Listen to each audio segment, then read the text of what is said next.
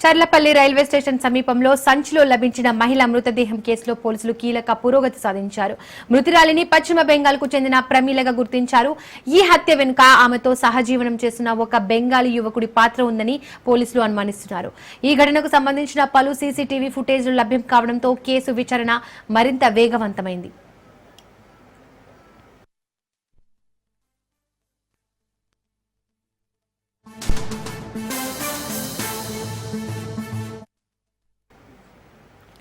10 సంవత్సరాల క్రితం తన భర్త నుండి దూరంగా ఉంటున్న ప్రమీల కొండాపూర్లో మరో వ్యక్తితో కలిసి సహజీవనం చేస్తోంది.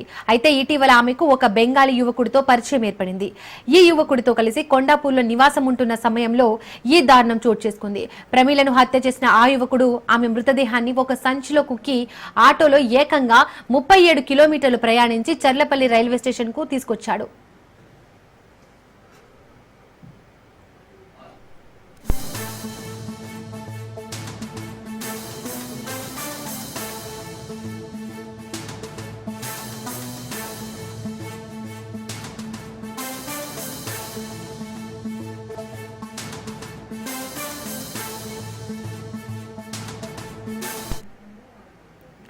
రైల్వే స్టేషన్ గోడ పక్కన మృతదేహంతో ఉన్న సంచిని ఉంచిన నిందితుడు స్టేషన్లో ఉన్న వెయిటింగ్ హాల్లోకి వెళ్లి స్నానం చేసి బట్టలు మార్చుకున్నాడు. అనంతరం అస్సాం వైపు వెళ్లే ఒక రైలు ఎక్కి పారిపోయినట్లు పోలీసులు గుర్తించారు.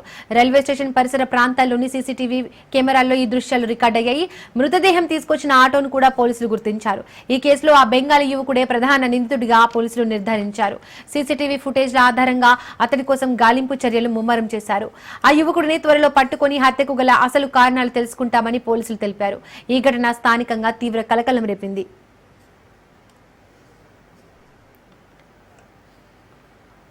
ఇంకా ఈ ఘటనకు సంబంధించి మోర్ డీటెయిల్స్ మా ప్రతినిధి రత్నకుమార్ అందిస్తారు. రత్నకుమార్,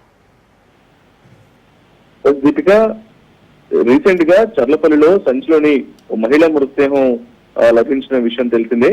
ఈ కేసును అప్పటి నుంచి మహిళా మృతదేహానికి సంబంధించిన ఆచూకీ కోసం, అలాగే ఎవరు ఈ దారుణానికి పాల్పడ్డారు అనే దాని కోసం పోలీసులు కేసు నమోదు చేసి దర్యాప్తు చేస్తూ ఉన్నారు. ప్రస్తుతం ఈ కేసులో పోలీసులు పురోగతి సాధించారు. చనిపోయినటువంటి మహిళ బెంగాల్ కు చెందిన ప్రమీలగా గుర్తించడం జరిగింది. దాదాపు 10 ఏళ్ల నుంచి భర్తతో దూరంగా ఉంటుంది ప్రమీల.